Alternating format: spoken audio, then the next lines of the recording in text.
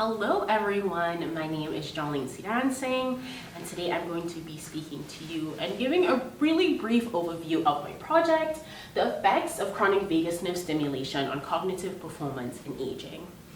So I've always personally been interested in ways that we can improve our brains, specifically without the use of pharmaceuticals, and our department here at UF did a really good job of pairing me with mentors and a project that really aligned with my area of interest. So like I mentioned, I test the effects of vagus nerve stimulation, and what I really like about this project is its translational nature. So vagus nerve stimulation is currently FDA approved and is done in humans to treat refractory epilepsy and pharmacoresistant depression, as well as a plethora of other psychiatric disorders.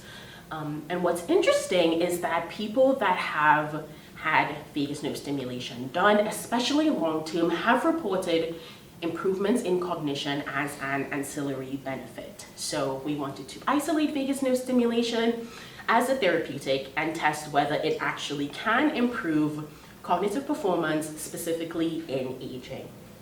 To do that, we had aged rats. So for this project, we wanted to specifically look at the effects of vagus nerve stimulation on prefrontal cortex dependent behavior.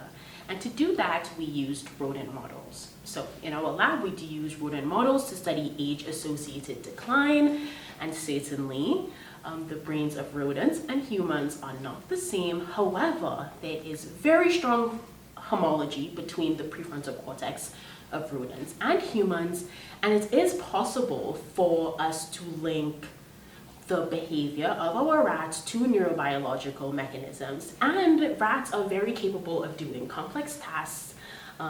Thus, we are able to use them for our experiments, and it is highly translatable. So firstly, what we did was get young and aged rats and had them play a prefrontal cortex dependent game. And what we saw was that there are age-associated impairments in our aged rats compared to young. After we were able to see these age-associated declines in this experiment, we proceeded to test whether vagus nerve stimulation can enhance the aged rat's performance, maybe back towards the level of young-like performance. So to do that, we had a cohort of aged rats. We implanted them with a vagus nerve cuff on their left vagus nerve, had them recover for 2 weeks, and then we stimulated them for 1 hour per day, every day, and had them play the same prefrontal cortex dependent game that we did in our young and aged rats. The rats played this game for 6 weeks. So with this experiment, we were able to see that vagus nerve stimulation is actually able to increase cognitive performance in this prefrontal cortex dependent task, which is super cool. And I'm actually in the process of repeating this experiment right now, and I'm hopeful to see similar results. So the second part of our experiment is to figure out why. What could possibly be causing this improvement in cognition that is seen with vagus nerve stimulation? And one of our theories is that it may be reducing peripheral inflammation that is seen to be increased with aging. So to do that, what we did was have a cohort of both young and aged rats. We collected their blood, and then we looked at protein levels of specific peripheral inflammatory markers that are seen to be elevated with age. We had a second cohort of aged rats, had a similar paradigm done to them. They had a vagus nerve cuff implanted on their left vagus nerve. We had sham rats as well, who also had the surgery, did not get stimulation.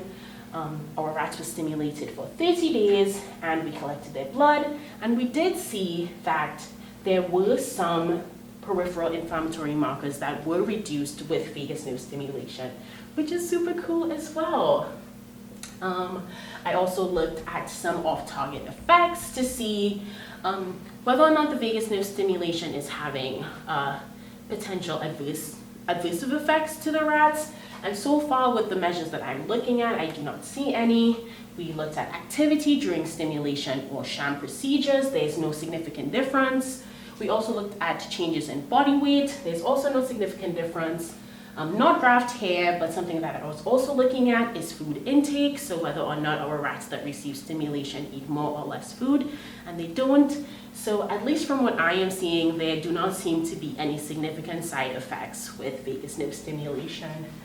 So I am super excited to continue on with this project. We have many more experimental objectives, so please stay tuned for my research.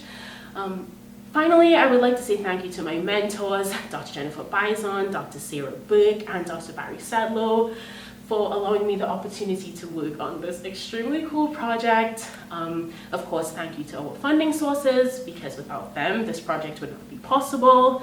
And finally, thank you to the University of Florida and our wonderful neuroscience department and the McKnight Brain Institute for allowing me to be here. Thank you, everyone. You can go, Kate.